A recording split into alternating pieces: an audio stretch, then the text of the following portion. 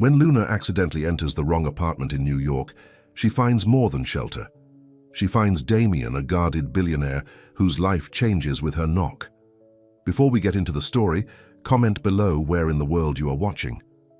From today, the taxi pulled up to the curb, its yellow glow a beacon in the darkness of the New York night. Luna Morales stepped out, clutching her oversized portfolio case with one hand and pulling her small suitcase with the other. Her dark hair fell around her face as she looked up at the brownstone building, the address matching the one on her phone. "This is it," she whispered to herself, a mixture of excitement and exhaustion in her voice. After paying the driver, Luna stood alone on the sidewalk. The journey from her small hometown in Arizona had been long, and the flight delay had cost her precious hours. It was already past midnight, and her meeting with Horizon Publishing was set for 9 in the morning. Luna had spent years dreaming of this moment. At 27, she had put her own dreams on hold to care for her father after his stroke, working part-time at the local community center to make ends meet. Every spare moment went into her illustrations, whimsical, colorful drawings of animals and children that told stories of courage and belonging. She took a deep breath and pulled her suitcase toward the entrance. The brownstone was elegant, much nicer than she had expected for the price of the Airbnb rental. But then again, this was her first time in New York, and she had no idea what was normal here. The lobby was empty. Luna checked her phone again, reading the instructions from her host. Unit 3A, 5th floor, key under mat if door locked. After struggling up 5 flights of stairs with her luggage and portfolio, Luna stood before the door marked 3A. She knocked gently, not wanting to disturb anyone else on the floor. When no one answered, she tried the doorknob. It turned easily in her hand. "Hello?" she called softly, pushing the door open. "Anyone here?" The apartment was dark, but the soft glow from the city lights outside illuminated a sleek, minimalist space that took Luna's breath away. Everything was pristine, from the white leather couch to the glass coffee table, the marble kitchen counters, to the abstract paintings on the walls. "Wow," Luna whispered. "This is some fancy Airbnb." She flipped on a light switch, revealing even more luxurious details. The place was spotless, with scented candles on the tables and expensive-looking electronics everywhere. Luna felt a twinge of worry. Had she accidentally booked some premium listing? Would she be charged extra? But the message had clearly said Unit 3A, and the door had been unlocked as promised. With a small shrug, Luna wheeled her suitcase inside and closed the door behind her. The exhaustion of the day suddenly hit her like a wave. Her shoulders ached from carrying her portfolio, and her eyes burned with fatigue. The pitch meeting tomorrow was the most important moment of her career so far, her one chance to show her work to actual publishers.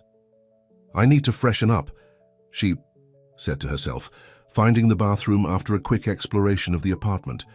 The bathroom was as luxurious as the rest of the place, with marble tiles and a shower head that seemed to come straight from the ceiling. Luna stripped off her travel-worn clothes and stepped under the hot water, letting it wash away the stress of the journey.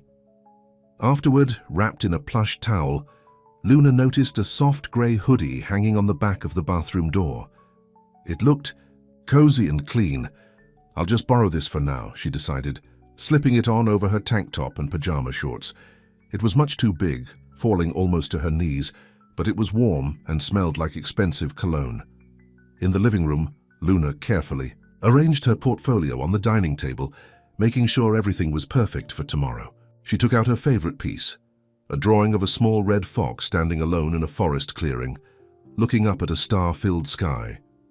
"Be brave, little fox," she whispered, touching the paper gently, "just like I need to be."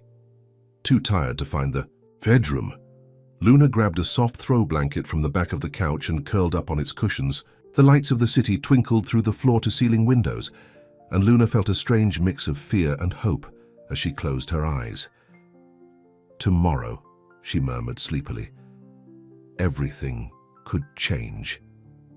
Within minutes, she was fast asleep, her breathing soft and even in the quiet apartment, unaware that she was in the wrong place entirely. Damien Wolfe stared out the window of his private car as it moved through the late-night streets of Manhattan. The driver knew better than to make conversation. After 14 hours on a plane from Tokyo, the last thing Damien wanted was small talk. At 30, Damien was already a legend in the tech world. His software company, Wolfware, had revolutionized the way businesses handled data security. The Tokyo trip had sealed another multi-million-dollar deal, but instead of feeling triumphant, Damien just felt empty. His phone buzzed with a message from his assistant. "Congratulations on the Nakamura contract. Reminder, board meeting tomorrow at 11. Shall I have breakfast sent to your penthouse?" Damien texted back a curt yes and put his phone away. He ran a hand through his dark hair, noticing the flecks of gray that had appeared in the last year.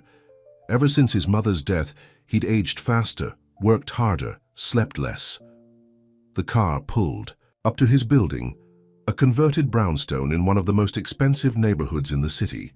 The security guard nodded respectfully as Damien entered the lobby. "Welcome back, Mr. Wolf. Good trip?" "Fine, thank you, Henry," Damien replied with a polite nod, heading straight for the elevator. Unlike most of the building, which had been divided into smaller units, Damien owned the entire third floor, a spacious penthouse that had once belonged to his mother, a famous painter. As the elevator doors closed, Damien loosened his tie. The silence he was returning to felt heavier than usual tonight. The penthouse had always been his mother's domain, filled with her laughter and her art.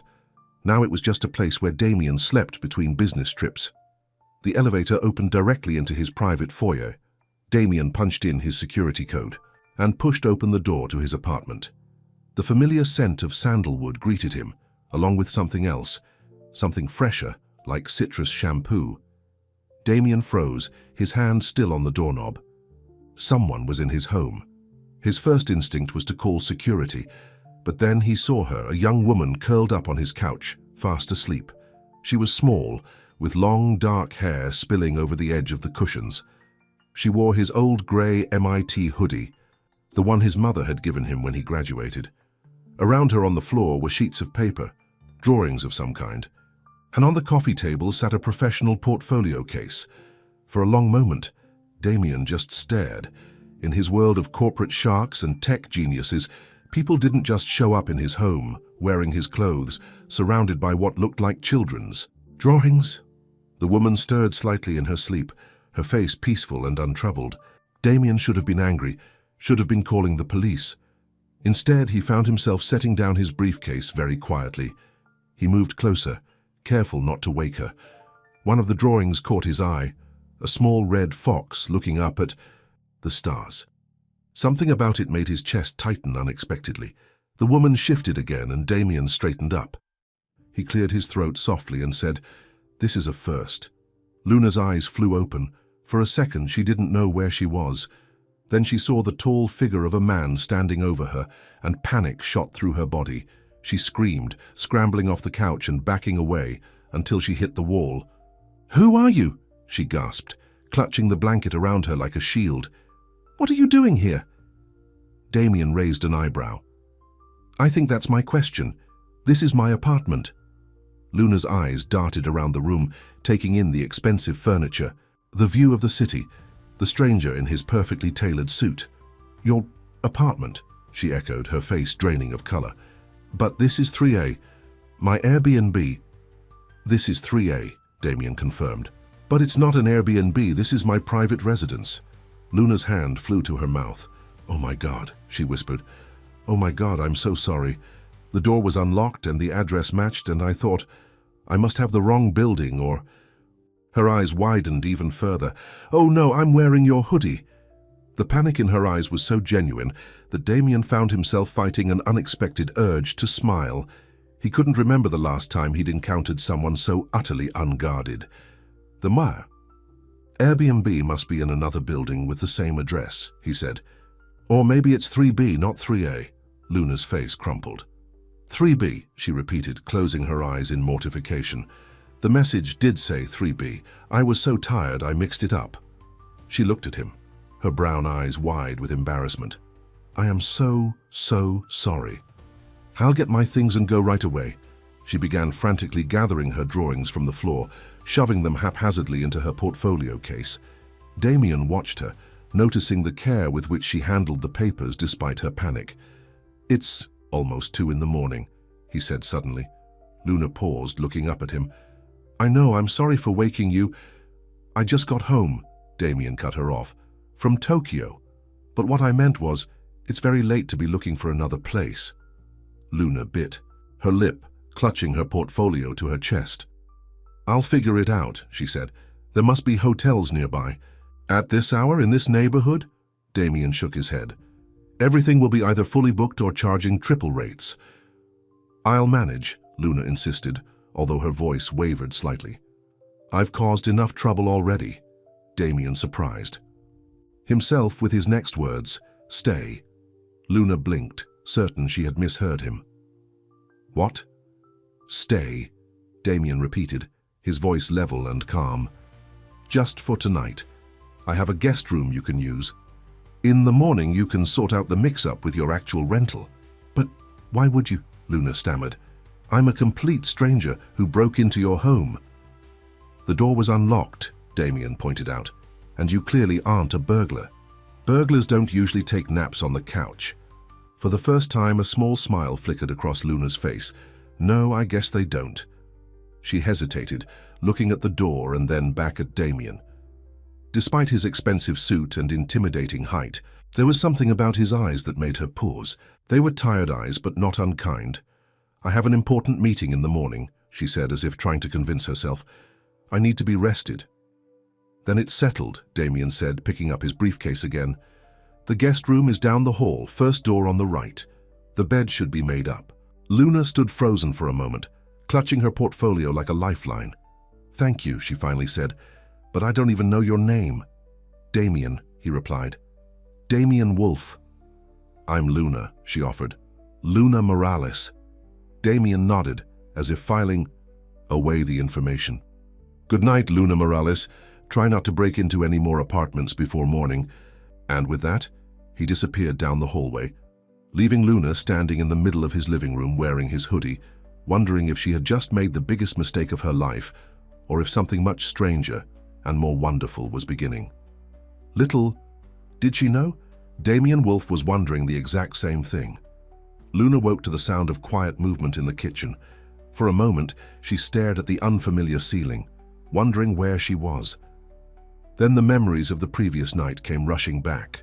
The wrong apartment, the stranger named Damien, her mortifying mistake. She sat up quickly, glancing at the clock on the bedside table. It was 6:30 a.m. Her meeting at Horizon Publishing was at 9:20. There was still time.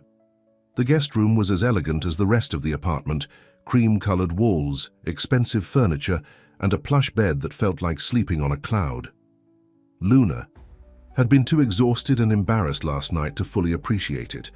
She got up and opened the closet, where she had hung her outfit for the meeting, a simple blue dress and a cardigan. Not fancy, but the nicest things she owned. She laid them on the bed and then hesitantly opened the bedroom door. The smell of coffee greeted her, along with the sound of someone typing rapidly on a keyboard. Luna followed the sounds to the kitchen, where Damien sat at the counter, already dressed in a crisp white shirt and dark pants, his laptop open in front of him. Good morning, she said softly. Damien looked up, his face revealing mild surprise as if he'd forgotten she was there. Good morning. I'm sorry again about last night, Luna began, fidgeting with the hem of his hoodie that she was still wearing. I'll be out of your way soon. Damien gestured to the coffee pot. There's coffee and I had breakfast delivered. Help yourself. Luna noticed a spread of pastries, fruit and yogurt on the counter. Her stomach rumbled, reminding her that she hadn't eaten since the airport sandwich yesterday. Thank you, she said, pouring herself a cup of coffee. This is very kind of you. Most people would have called the police. Damien's mouth quirked slightly. Most people don't fall asleep on my couch. There was a pause as Luna fixed her coffee, adding milk from a small carafe. I should probably explain why I'm in New York, she said, feeling like she owed him some kind of explanation. You don't need to, Damien replied, his eyes back on his laptop screen. But Luna continued anyway. I have a meeting this morning with Horizon Publishing. They're considering my illustrations for a children's book series. This caught Damien's attention. The drawings on my floor last night. Luna nodded, a touch of pride entering her voice. Yes, I've been working on them for years. This is my first real chance to show them to publishers. You're an artist, Damien said, more a statement than a question. An illustrator, Luna corrected with a small smile. Not quite as fancy as artist. I work at a community center back home in Arizona, with kids. Drawing is what I do on the side, but it's what I've always wanted to do full-time. Damien studied her for a moment, his dark eyes unreadable. And the fox? The one looking at the stars? Luna's eyebrows rose in surprise. You noticed that one? It was distinctive. That's Felix, Luna explained, warming to the subject. He's the main character in my stories. A little fox who feels invisible until he learns that being different is his strength. Children's books, Damien said, closing his laptop. My mother used to read to me every night, even when I was too old for it. Something in his tone made Luna pause with her coffee cup halfway to her lips. Used to? She died. Last year. The simple statement hung in the air between them. Luna set down her cup, her eyes filling with unexpected sympathy. I'm sorry, I lost my mom when I was little. It's hard. Damien nodded once, a sharp, controlled movement. Then he changed the subject. You should check the address of your actual Airbnb. If it's 3B in this building, I know the owner. Margaret Chen. She rents it out when she's traveling. Luna pulled out her phone and checked the booking confirmation. It is 3B in this building. I can't believe I got the door wrong. I was so tired. It happens, Damien said, his tone matter of fact but not unkind. Not to most people, Luna countered with a self-deprecating laugh. Most people don't end up in strangers' penthouses wearing their clothes. For the first time, a hint of a smile touched Damien's lips. Keep the hoodie for now, you can return it later. Luna looked down, suddenly remembering she was still wearing his MIT sweatshirt. Oh, I'll change right away, I'm so sorry. It's fine, Damien assured her. It looks better on you anyway. The unexpected compliment hung in the air between them, making Luna blush slightly. She turned away, pretending to be very interested in selecting a pastry from the platter. So, she said, changing the subject, what do you do besides letting strangers sleep on your couch? I run a company, Damien replied, his voice returning to its businesslike tone. Wolfware. We develop security software. Luna's eyes widened. Wolfware? I've heard of that. Even in my small town. You must be successful. It was an understatement, and she knew it. Damien shrugged. The company is doing well. Is that why you were in Tokyo? Business? Yes. We're expanding into Asian markets. Damien checked his watch. I have a board meeting at 11. Luna nodded, taking a bite of a flaky pastry. She couldn't help but notice how Damien's demeanor changed when he talked about work. More confident, but also more distant somehow. Do you like what you do? She asked suddenly. The question seemed to catch Damien off guard. What? Your work, Luna clarified. Do you enjoy it? Damien looked at her curiously, as if the question had never occurred to him. It's challenging, important. It serves a purpose. But do you like it? Luna pressed gently. There was a long pause. I'm good at it, Damien finally said. Luna smiled softly. That's not the same thing. Damien held her gaze for a moment, then looked away. Not everyone gets to do what they love for a living. I know, Luna agreed, thinking of her years at the community center, of the late nights spent working on her drawings after caring for her father. But it's worth trying, isn't it? Before Damien could answer, Luna's phone chimed with a message. She checked it quickly. It's from Margaret Chen. She's wondering where I am. You should go get settled in the right apartment, Damien said, standing up from the counter. 3B is just across the hall. Luna nodded, gathering her empty coffee cup. I need to get ready for my meeting anyway. Thank you for everything. The coffee, the pastries, not calling the police. Good luck with your meeting, Damien said, walking her to the door. Horizon Publishing would be lucky to have your work. Luna paused, surprised by the encouragement. Thank you, that means a lot. There was an awkward moment as they stood at the door, neither quite sure how to end this strange encounter. Well, goodbye then, Luna finally said, extending her hand formally. "It was nice to meet you, Damien Wolf, even under weird circumstances." Damien took her hand. His grip was warm and firm. "Goodbye, Luna Morales." With a final smile, Luna slipped out the door, leaving Damien standing alone in his penthouse, staring at the empty space where she had been. 3 hours later, Luna sat in the sleek reception area of Horizon Publishing, her portfolio open on her lap. She had changed into her blue dress and cardigan, but beneath them, she still wore Damien's hoodie. It felt like a good luck charm somehow. "They're ready for you, Ms. Morales," the receptionist announced. Luna took a deep breath and followed her down a hallway lined with colorful book covers. This was it. Her big moment. The conference room contained 3 people: a middle-aged woman with stylish glasses, a younger man with a trendy haircut, and an older gentleman with kind eyes. "Welcome, Ms. Morales," the woman said.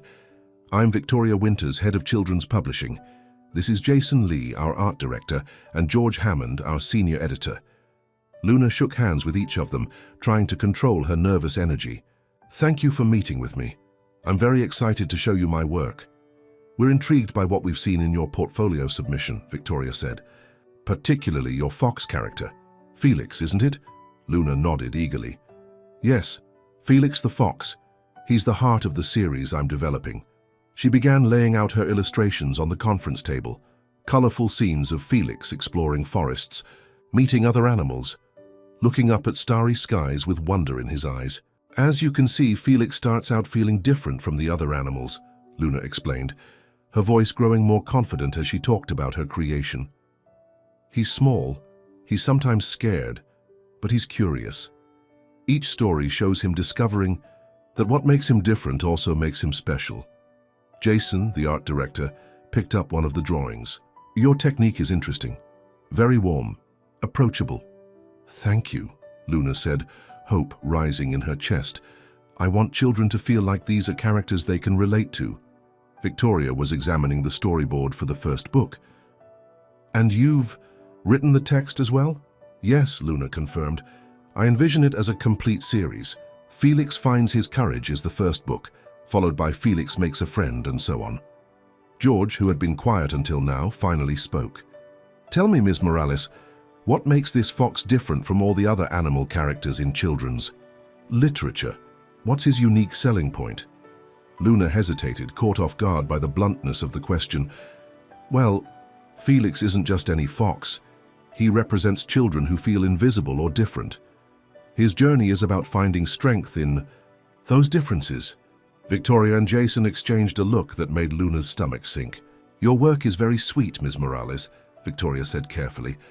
"The execution is solid, but I'm afraid we're looking for something more remarkable, something that really stands out in today's market." "Oh," Luna said, her voice small. "The children's book market is extremely competitive," Jason added. "We receive thousands of submissions every year."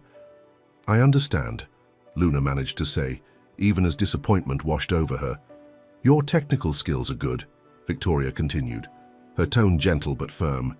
"But the concept feels a bit safe, traditional."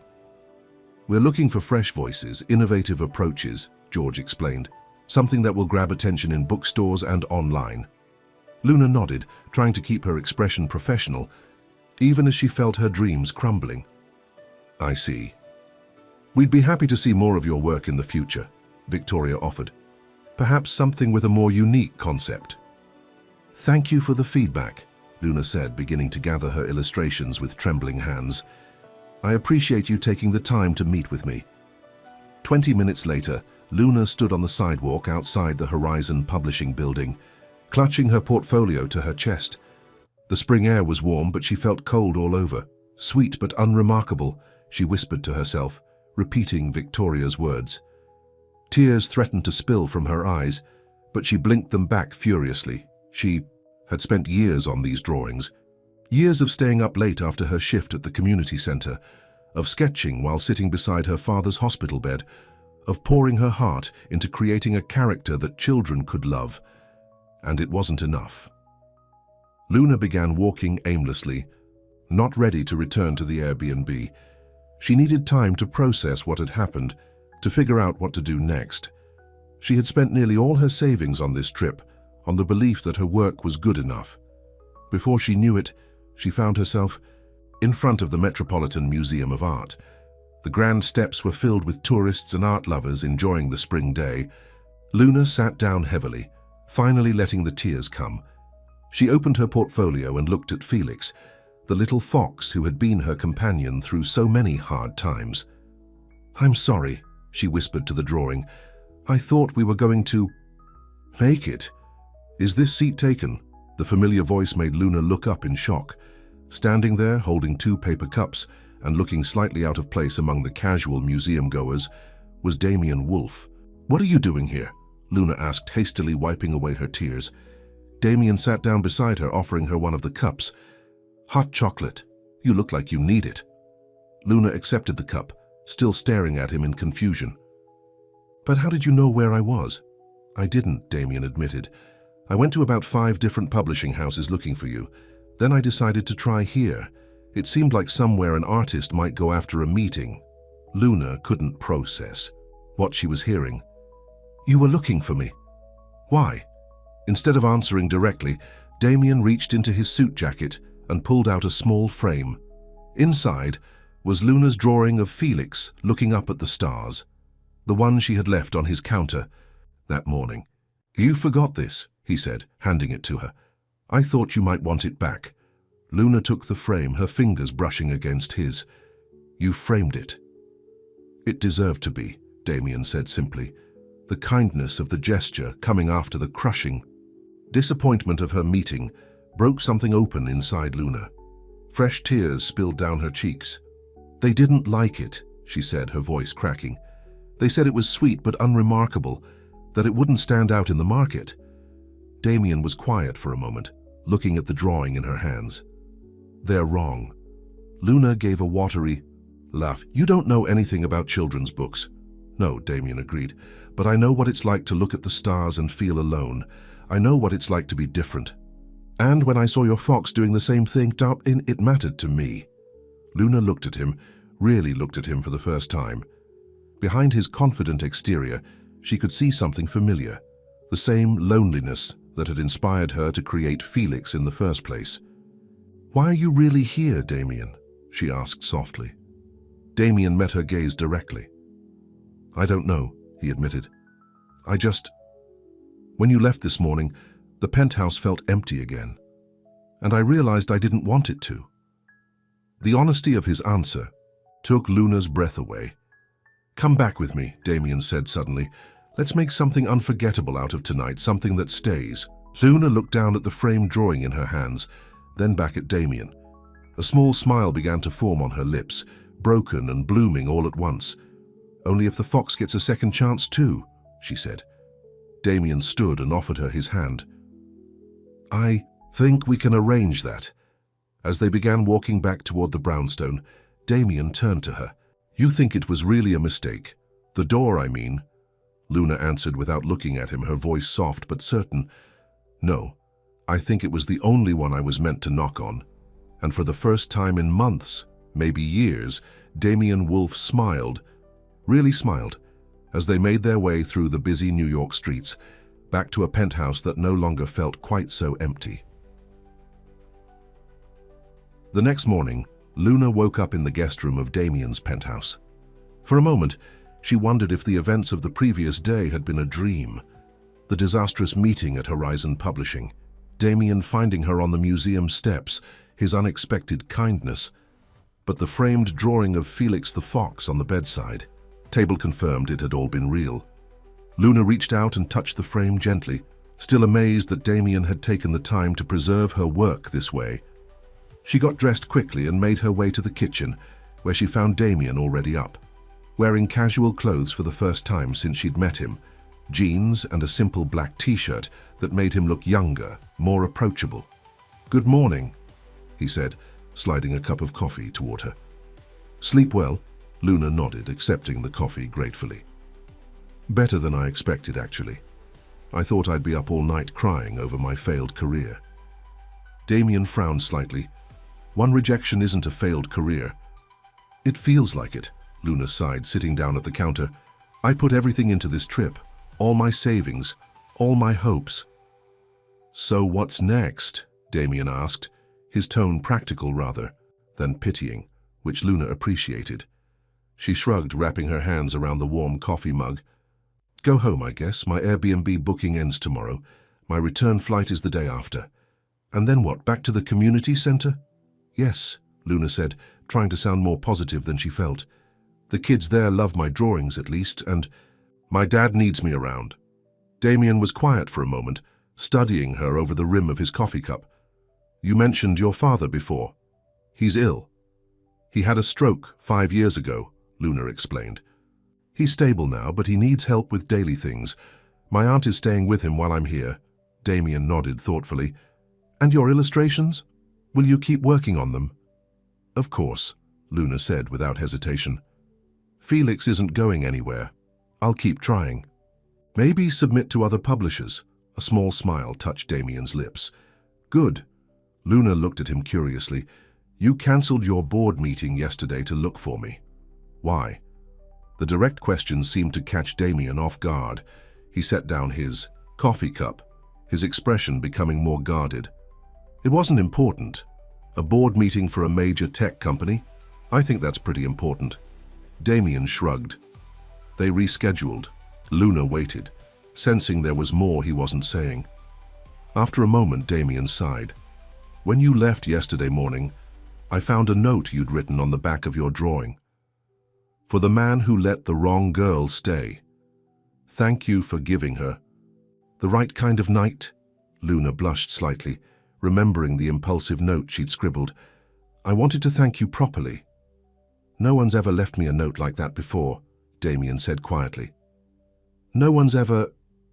What? Luna prompted when... He trailed off. Seen me, Damien finished. Not the CEO, not the millionaire, just me. The vulnerability in his voice made Luna's heart ache. Well, when you break into someone's apartment by accident, you kind of see the person behind the facade, she said lightly, trying to ease the sudden intensity between them. Damien's mouth quirked into a half smile. I suppose you do. So what now? Luna asked, echoing his earlier question. You've rescued the damsel in distress from her publishing rejection. Mission accomplished. I was thinking, Damien said carefully, that maybe you don't have to go back right away. Luna raised her eyebrows. What do you mean? Stay a few more days, Damien suggested. I have connections in the publishing world, people who might be interested in your work. Luna stared at him, caught between hope and suspicion. You'd do that for me, why? Damien hesitated, then admitted, I haven't felt interested in anything since my mother died, not really, but your drawings, they reminded me of how she used to read to me when I was a kid with a stutter. How those stories made me feel safe, when nothing else did. His honesty took Luna's breath away. You had a stutter? Damien nodded, his eyes dropping to his coffee cup. Until I was 12. I could barely get through a sentence without tripping over the words. Other kids made fun of me. Teachers got impatient. But my mother never did. She'd read to me every night and somehow those stories made the words come easier. Luna reached across the counter and tentatively touched his hand. That's why Felix means something to you. He's struggling to find his voice too. I suppose he is, Damien agreed softly. They sat in comfortable silence for a moment before Damien spoke again. I have an idea. I'm supposed to attend a charity event tonight. The Williams Foundation. It's for children's literacy. A lot of publishing people will be there. Luna's eyes widened. You want me to go with you? Why not? It's the perfect opportunity to make some connections. And, he hesitated, then added, I'd enjoy the company.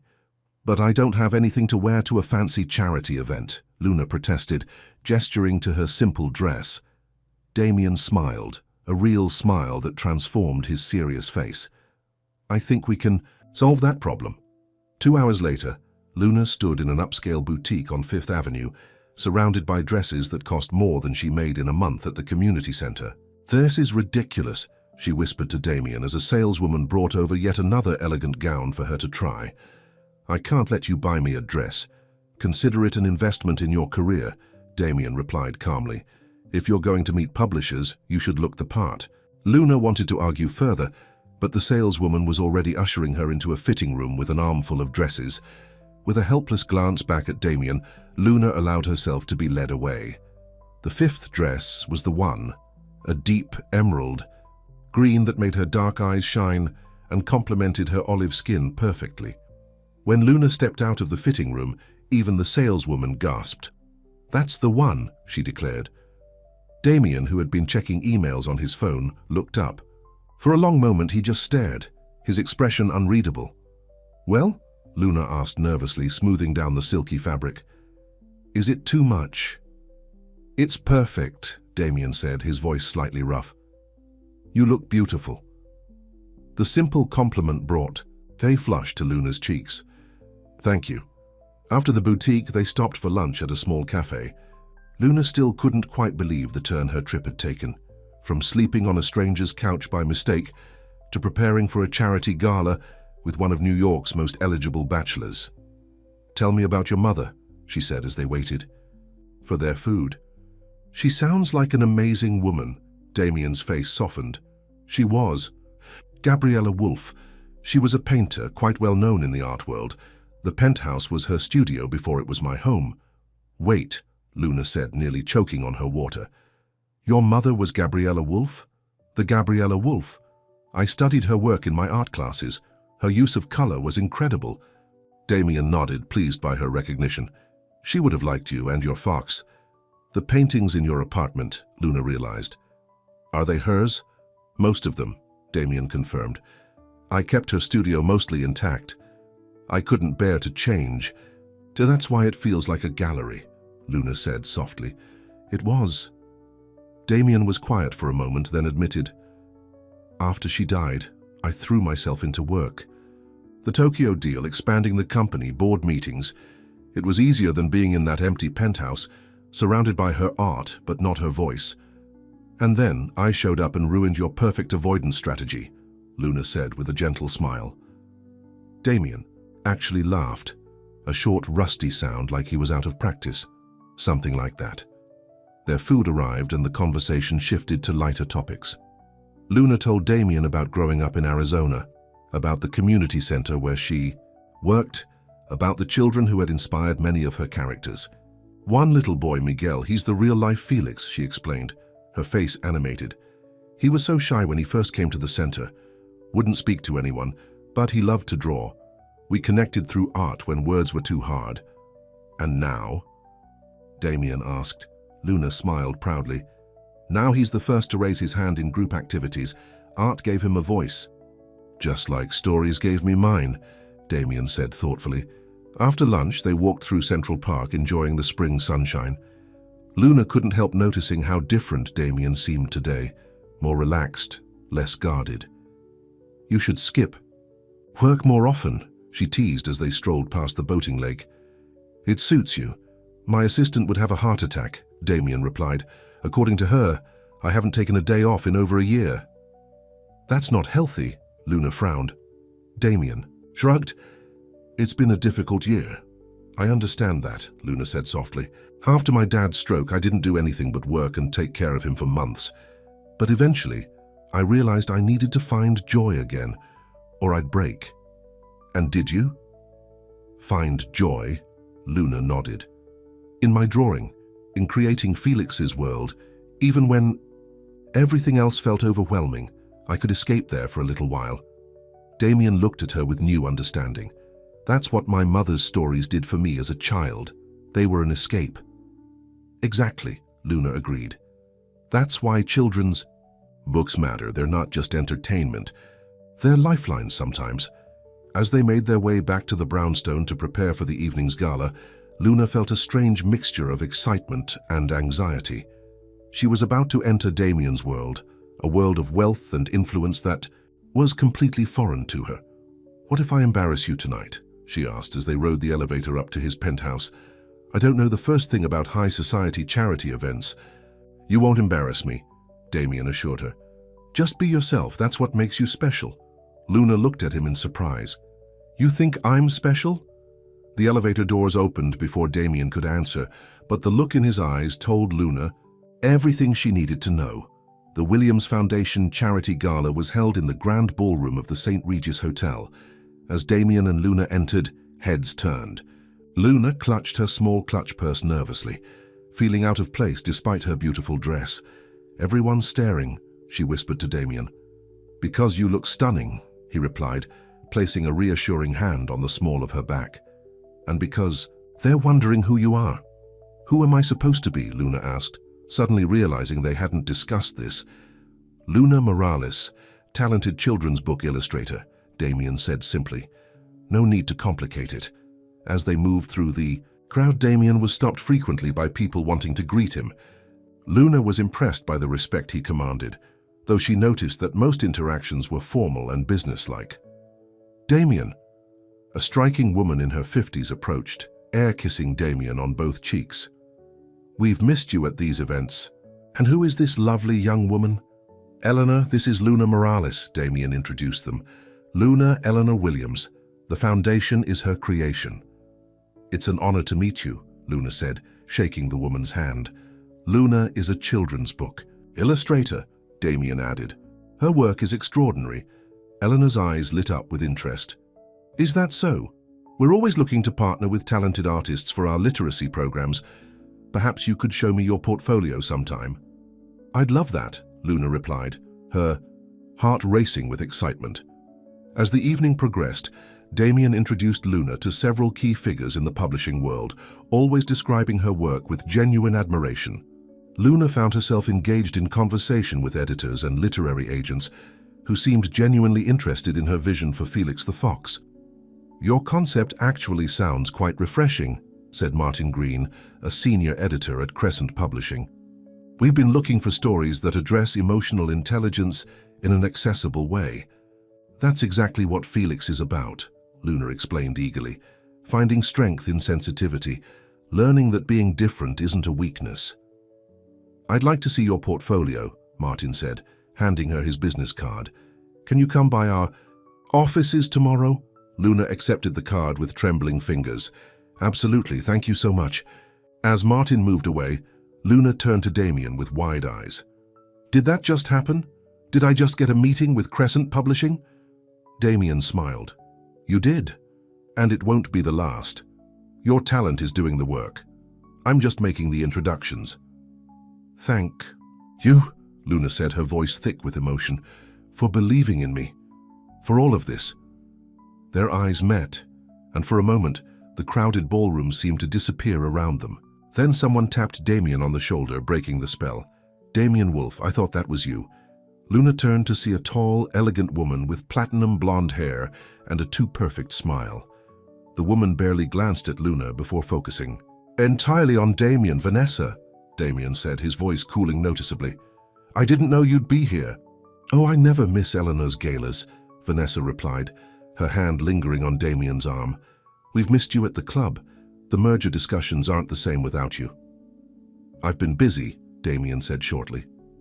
"So I see," Vanessa replied, finally, acknowledging Luna with a dismissive look. "And who's this?" "Luna Morales," Luna introduced herself, extending her hand. "I'm a children's book illustrator." Vanessa raised a perfectly arched eyebrow. "How cute. Damien, darling, we simply must catch up.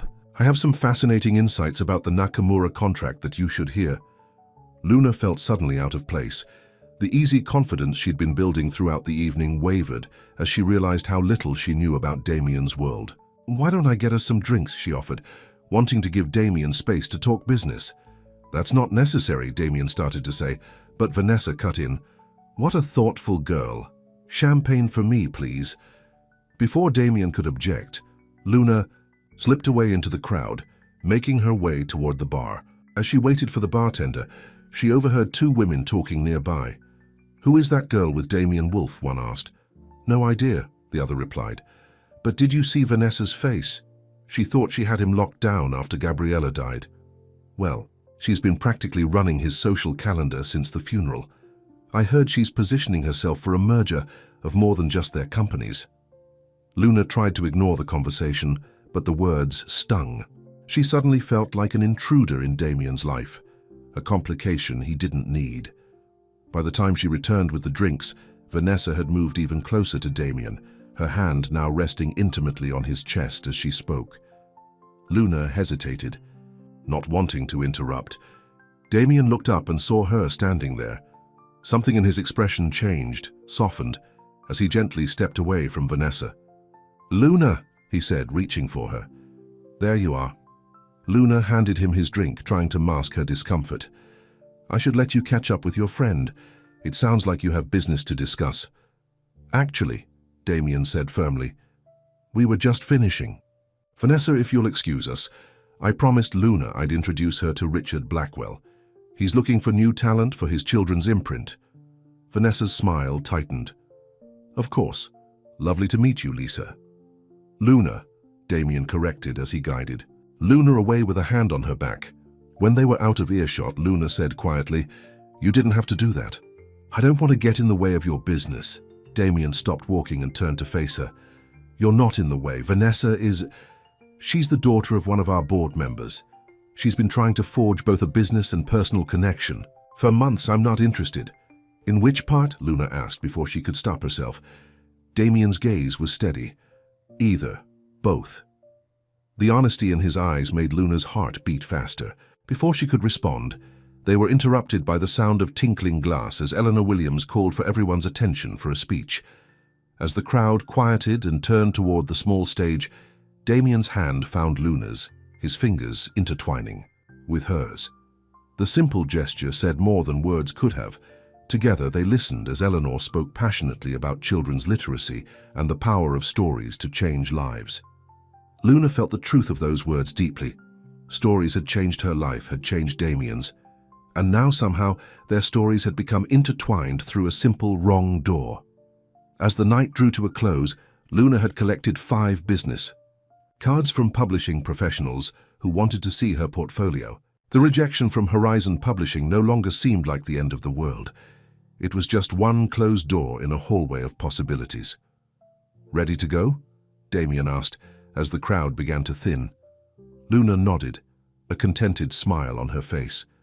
More than ready. Outside, Damien's driver was waiting with the car. As they settled into the back seat, Luna let out a happy sigh. "Thank you for tonight," she said.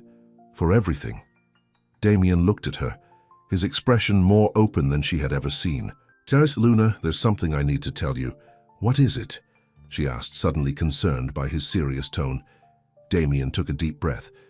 "Tomorrow I have to fly to Chicago for a conference. I'll be gone for 3 days." "Oh," Luna said, trying to hide her disappointment. "Of course. You have a company to run." "Your flight home is in 2 days," Damien continued.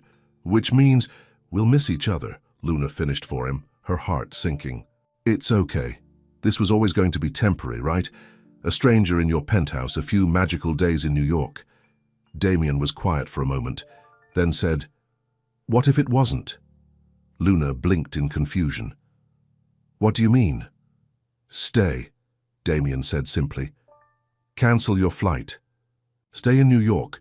Meet with the publishers. Explore your opportunities here." "I can't just stay," Luna protested. "My father needs me. My job—" "I'm not saying forever," Damien clarified. "Just a little longer. See where this could go. Both. Your career and—" He hesitated, then finished. "Us." The word hung between them, small but significant. "Us." As if there could be something more than these few strange, wonderful days. "Damien," Luna said softly, "we barely know each other." "I know enough," he replied. "I know that before you knocked on my door by mistake, I was just going through the motions. And now I'm feeling things I thought I'd forgotten how to feel." The raw honesty in his voice made Luna's throat tight with emotion. "I feel it too," she admitted, "but my life is in Arizona." "For now," Damien said, "but what if there could be more? What if Felix the Fox could find a home here? What if you could?" As the car pulled up to the brownstone, Luna looked out at the glittering New York skyline, then back at Damien. In his eyes, she saw possibility, a door opening where before there had only been walls. "I need to think about it," she said finally. Damien nodded, understanding in his gaze. Of course, no pressure. As they rode the elevator up to his penthouse, Luna's mind raced with possibilities and fears, hopes and doubts. When they reached his door, the door she had mistakenly knocked on just 2 nights ago, they both paused. "Whatever you decide," Damien said quietly, "these past 2 days have been the most alive I've felt in a very long time." Luna looked up at him, seeing beyond the successful businessman to the lonely boy who had found refuge in his mother's stories. On impulse, she stood on her tiptoes and kissed his cheek. "Me too," she whispered. And as they stepped through the door together, Luna couldn't help but wonder if sometimes the wrong door could lead to exactly the right place. The morning sun streamed through the guest room windows, waking Luna with its gentle warmth. She stretched, her mind immediately filling with memories of the previous night, the charity gala, the publishing contacts she'd made, and most of all, Damien's surprising request that she stay in New York. Her phone buzzed on the nightstand. It was a text from Margaret Chen, her actual Airbnb host. "Hope you're enjoying your stay. Just a reminder that checkout is tomorrow at noon. Let me know if you need anything." Luna stared at the message, reality settling over her like a heavy blanket. Tomorrow she would have to leave the Airbnb. The day after, she was scheduled to fly back to Arizona. Back to her real life. She got out of bed and padded to the kitchen, hoping Damien would be there with coffee as he had been yesterday. Instead, she found a note propped against the coffee pot. "Had to go to the office early to prepare for Chicago. Trip? Made fresh coffee, help yourself to anything in the kitchen. Meeting with Crescent Publishing confirmed for 2 p.m. today. Driver will pick you up at 1:30. See you tonight." Luna smiled at his thoughtfulness, even as disappointment tugged at her heart. She had hoped to talk to him this morning about his suggestion that she stay longer in New York. She poured herself a cup of coffee and walked to the floor-to-ceiling windows that overlooked the city. New York sprawled out before her, vibrant and alive even in the early morning hours. Could she really see herself here? Building a life, pursuing her career as an illustrator. Her phone rang, interrupting her thoughts. It was her Aunt Carol calling. From Arizona. "Luna, how's the big city treating you?" "It's been unexpected," Luna replied, unsure how to summarize the strange turn her trip had taken. "Your father's asking about you. He's doing fine, but you know how he worries." Luna felt a pang of guilt. "Tell him I'm okay." "How is he?" "The same. His physical. Therapist says he's making progress with the new exercises. Oh, and Miguel from the community center dropped by yesterday. That boy adores you. He left a drawing for you, another fox like the ones you create together." Luna's chest tightened with emotion. "Tell him I love it and I'll be home soon to see it." "About that," Carol said, her voice turning more serious. "The center called. They want to know if you can take on more hours when you get back. Funding came through for that summer program you proposed. The art therapy program, that's wonderful. Yes, they said your proposal was excellent. They want you to run it starting next month." Luna's heart swelled with pride, but it was quickly followed by confusion. The art therapy program had been her dream project at the community center, a chance to help more children like Miguel find their voice through creativity. But now there was also the possibility of a book deal, of bringing Felix to a wider audience. "Luna, are you still there?" "Yes, sorry," Luna replied. "That's great news. I just need to think about some things." "Is everything okay, honey? You sound distracted." Luna took a deep breath. "Everything's fine, actually better than fine. I've made some publishing contacts here. There's interest in my Felix illustrations." "That's wonderful," Carol exclaimed. "See? I told you they'd love your work." "It's early days," Luna cautioned. "But yes, it's promising. So you'll have good news to share with your father when you get back." There it was again, the assumption that she was coming back. Which, of course, she was. Wasn't she? After ending the call with her aunt, Luna spent the morning preparing for her meeting with Crescent Publishing. She carefully organized her portfolio, including her newest sketches of Felix and his forest friends. At exactly 1:30, Damien's driver called from the lobby. Luna gathered her things, her stomach fluttering with nerves and excitement. This was her second chance, an opportunity she wouldn't have had if not for Damien Fausti.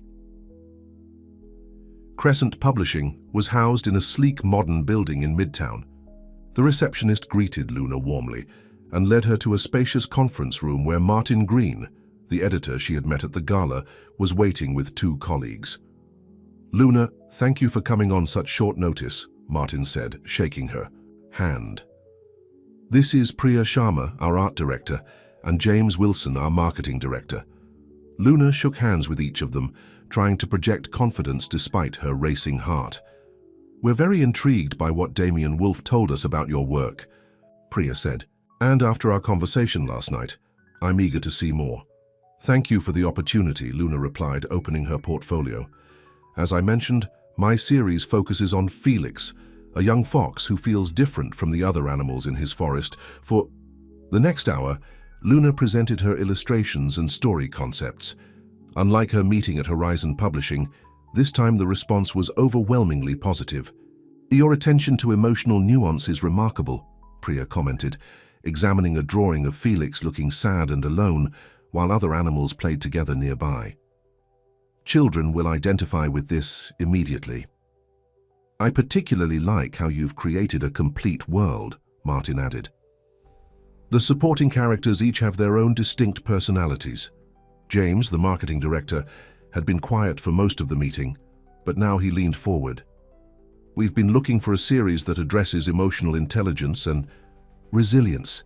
There's a growing market for children's books that help kids navigate complex feelings." Luna's heart soared. "That's exactly what Felix is about, finding strength in sensitivity." Martin closed the portfolio and exchanged glances with his colleagues before turning back to Luna. "We'd like to offer you a contract for a 3-book series featuring Felix the Fox." Luna's mouth fell open in shock. "Really?" "Really," Martin confirmed with a smile. "We believe in your vision and we think Felix could be very special. We'd want to start production quickly," Priya added, "aiming for a spring release next year. Would that work for you?" Luna's mind raced. A 3-book deal, a spring release.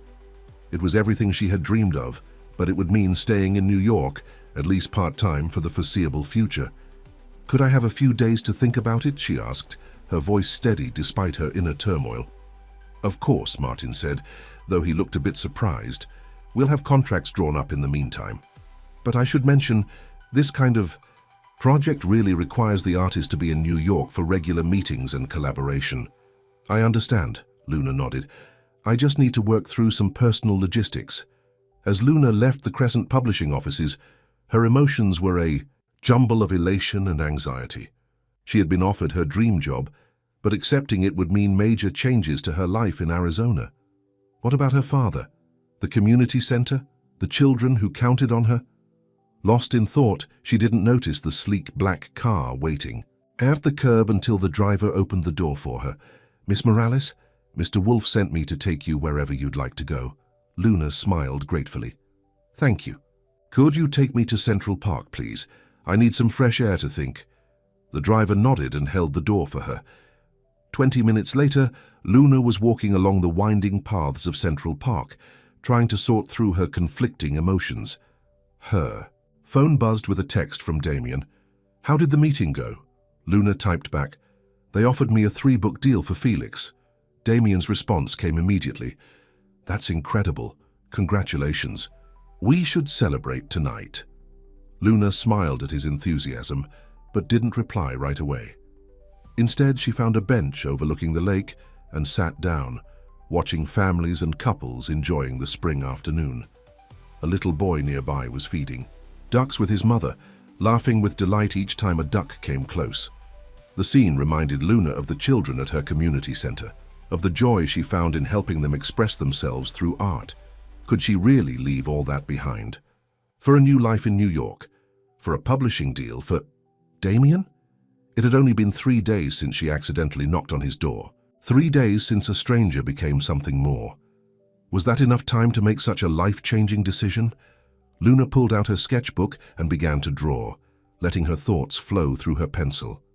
Almost without realizing it, she was drawing Felix the fox standing at a crossroads in the forest, looking between 2 paths, one familiar and well-worn, the other new and untraveled. "Nice drawing," Luna looked up, startled to find Damien standing beside her bench, still in his business suit but with his tie loosened. "Damien, what are you doing here? I thought you were at the office all day." He sat down beside her, his shoulder brushing against hers. "I was. But when I got your text about the book deal, I wanted to congratulate you in person." "How did you find me?" "I called the driver. He said you asked to come to Central Park." Damien shrugged. "There aren't that many benches with a view this nice." Luna smiled, touched by the gesture. "Shouldn't you be preparing for your Chicago trip?" "Some things are more important," Damien said simply. He nodded toward her sketchbook. "Felix at a crossroads?" Luna looked down at her drawing. "Yes, I guess I'm projecting a bit. Because of the book deal?" "They want me to stay in New York," Luna explained, "to work closely with the team during production." "And that's a problem?" Damien asked carefully. Luna sighed. "My life is in Arizona, Damien. My father, the community center, the children I work with. I can't just abandon them." "Who said anything about abandoning them? New York and Arizona aren't on different planets. There are these amazing inventions called airplanes." His gentle teasing made Luna smile despite herself. "Very funny. But it's not just about distance, it's about commitment. The center just approved my proposal for a summer art therapy program. The kids are counting on me." Damien was quiet for a moment, considering. "What if you could do both? At least for a while?" "What do you mean?" "Split your time. Work with Crescent on the books, but fly back to Arizona regularly for the summer program. See how it goes." Luna stared at him. "That would be expensive. All those flights back and forth." "I have a private jet," Damien said matter-of-factly. "It flies half empty most of the time." "Damien, I can't accept that kind of help." "Why not? I have resources." "You have talent and commitments. It's a practical solution." Luna shook her head, overwhelmed by his offer. "This is crazy. 3 days ago, I didn't even know you existed." "And now?" Damien asked softly. Luna met his gaze. "And now, I can't imagine you not being in my life, but that doesn't mean I should upend everything based on a feeling." "It's more than a feeling, Luna. It's opportunity. For your career, yes, but also for us to see if this connection is real." Damien took her hand gently. "I'm not asking you to choose between your life there and a life here. I'm asking you to explore the possibility of having both." Luna looked down at their intertwined fingers. "What happens when you get tired of flying me back and forth to Arizona? When the novelty of the children's book illustrator wears off?" Damien's expression grew serious. "Is that what you think this is, novelty?"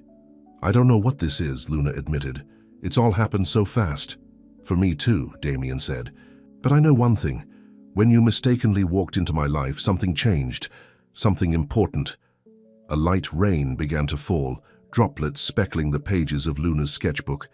Damien slipped off his suit jacket and held it over both their heads as they hurried toward the park exit. By the time they reached Damien's waiting car, they were both laughing and slightly damp.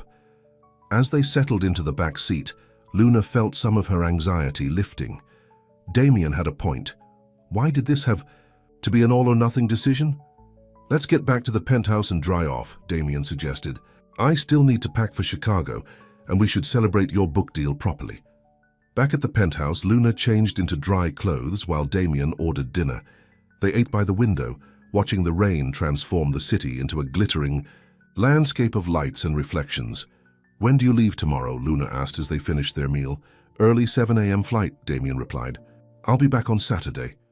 And I check out of the Airbnb tomorrow. My flight home is Friday morning." Damien set down his wine glass. "Stay here while I'm gone. The penthouse will be empty anyway." Luna shook her head, smiling. "I already broke into your home once. I don't think I should make a habit of it." "It's not breaking in if I give you the key," Damien argued with a grin. "Besides, it would give you a few more days to think about Crescent's offer, to see if New York feels right." Luna hesitated, tempted by the offer. "I don't know." "No pressure," Damien assured her. "But the option is there. And when I get back, we can talk more about how to make this work, if that's what you want." Luna looked around the penthouse at the elegant space that somehow felt more like home after 3 days than her apartment in Arizona had after 3 years. "Let me think about it overnight," she said finally. Damien nodded, understanding in his eyes. Of course. Later, as Luna got ready for bed in the guest room, she heard Damien moving around the penthouse preparing for his early departure. There was something comforting about his presence, even just knowing he was on the other side of the wall. She took out her phone and looked at the last photo she had taken in Arizona, a group picture with the children from her art class, all of them holding up their drawings with huge smiles. Miguel was in the front row, proudly displaying a drawing of a fox that looked remarkably like Felix. Then she scrolled to the newest photo on her phone, a selfie that Damien's driver had taken of her and Damien at the charity gala, both of them, looking happy and slightly surprised, as if neither could quite believe where they had ended up. 2 worlds, both important. Both part of who she was or who she could be. Luna fell asleep with her phone still in her hand, the 2 images blurring together in her dreams. The next morning, Luna woke to find Damien already gone. On the kitchen counter was a note, a key, and a single red rose. "Luna, had to leave early for the airport. The key is yours if you want it. No pressure, just an open door. Whatever you decide, thank you for knocking on the wrong door that night.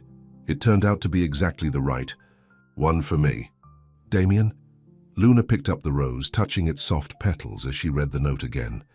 The simplicity of his words moved her deeply. No grand declarations, no elaborate promises. Just honesty and an open door. She spent the morning packing her things at the Airbnb, returning Margaret Chen's key and thanking her for the rental. Then, with her suitcase and portfolio in hand, Luna stood in the hallway between apartments 3B and 3A. To the left, her path back to Arizona, to her father, to the community center, to the life she had carefully built. To the right, Damien's penthouse, a new beginning, a book deal, a chance at something unexpected and potentially wonderful. Luna took a deep breath and reached into her pocket, feeling the weight of Damien's key. Whatever she decided, she knew one thing for certain. Her life would never be the same. Her phone rang. It was her father. "Luna?" His voice was stronger today, a good sign. "Carol told me about your book deal. That's wonderful news, sweetheart." "Dad?" Luna said, her voice catching. "I don't know what to do. They want me to stay in New York, at least part-time." There was a pause, and Luna could almost see her father thinking, his brow furrowed the way it always did when he was considering something important. "Remember what your mother used to say," he finally replied, "about doors opening." Luna smiled through the tears that had begun to form. "She said that when one door closes, another opens. But we often look so long at the closed door that we miss the one that's been opened for us." "Exactly," her father said warmly. "You've been looking at the same doors for a long time, Luna. Taking care of me, working at the center. Maybe it's time to look at some new ones. But what about you and the summer program at the center?" "I'm doing better every day," her father assured her. "And as for the center, they need you, yes, but they also want you to succeed. We all do." Luna leaned against the wall, overwhelmed by her father's support. "I'm scared, Dad," she admitted. "Everything's happening so fast." "That's how life works sometimes," he replied. "The best things often happen when we least expect them.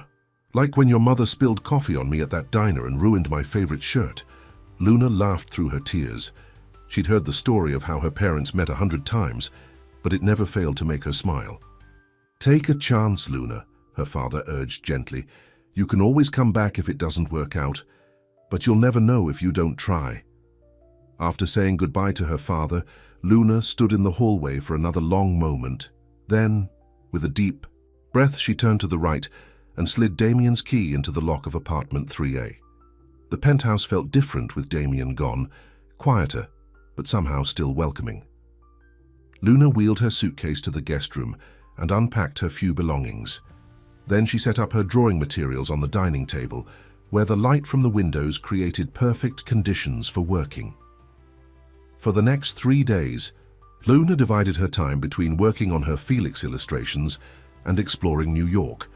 She visited the Metropolitan Museum of Art, sketched children playing in Central Park, and met again with Priya from Crescent Publishing to discuss preliminary concepts for the books.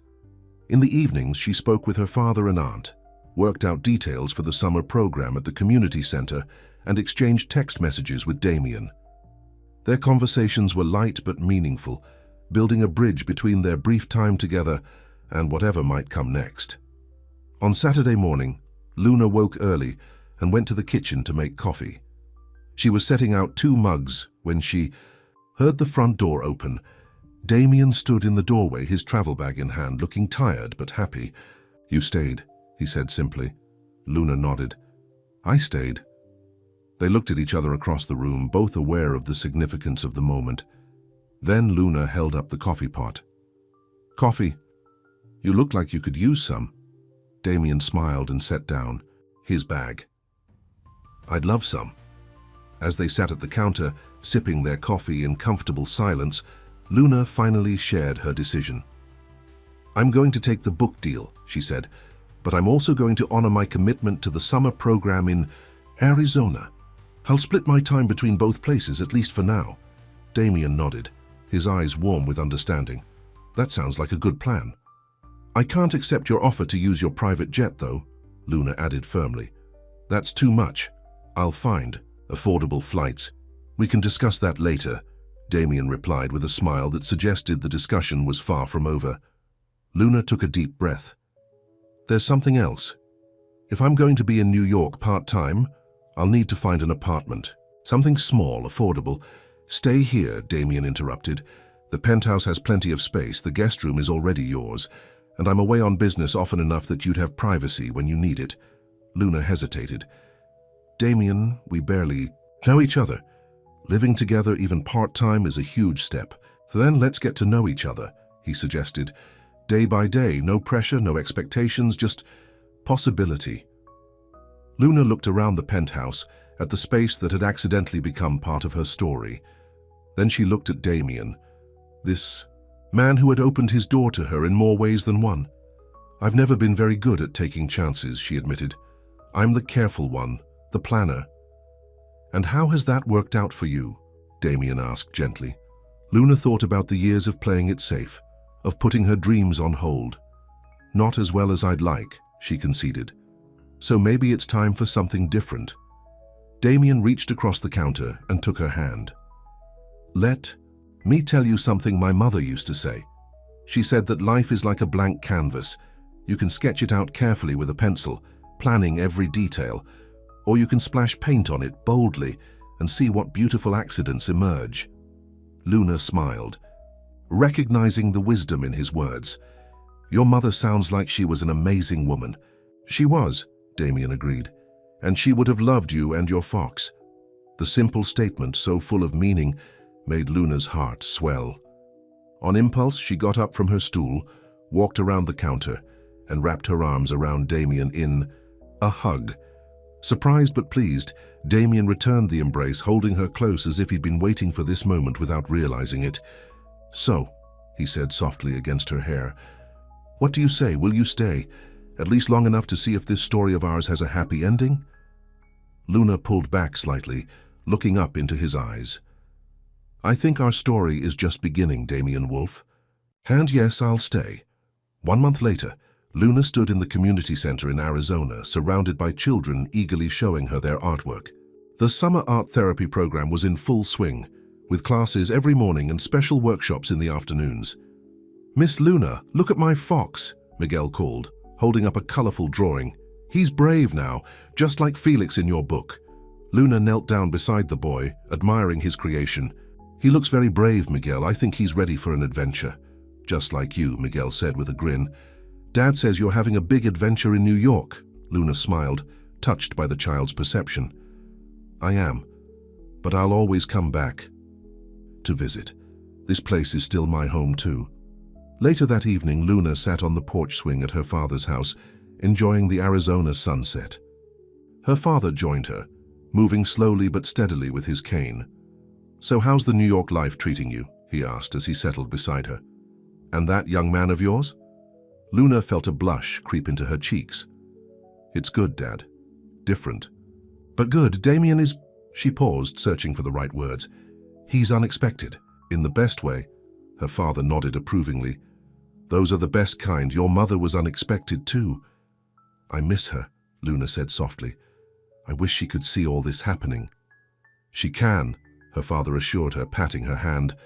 And she's probably saying, I told you so about that door business. Luna laughed, leaning her head on her father's shoulder. Probably. Her phone chimed with a text message. It was from Damien. How's Arizona? Penthouse feels empty without you.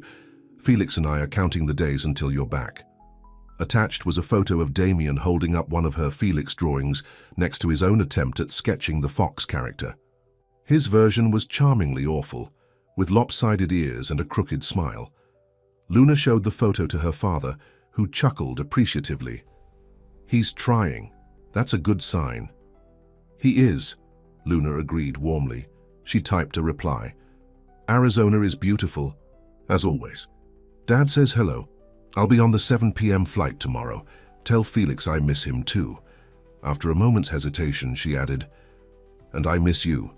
3,000 miles away in New York, Damien Wolfe received her message and smiled, a real, full smile. That would have shocked his business associates, who were used to his serious demeanor. He walked to the windows of the penthouse, looking out at the city lights, and thought about the strange, wonderful twist of fate that had brought Luna Morales to his door. One wrong door, one sleepy illustrator on his couch, and suddenly, a life that had been filled with echoes was now overflowing with color and possibility. Damien glanced at the framed drawing of Felix the fox that now hung prominently in the living room, the first of Luna's illustrations that would soon fill bookstores across the country. The little fox was looking up at the stars with hope and wonder, just as Damien now looked toward the future. Sometimes he thought the wrong door was exactly the right one after all. The end.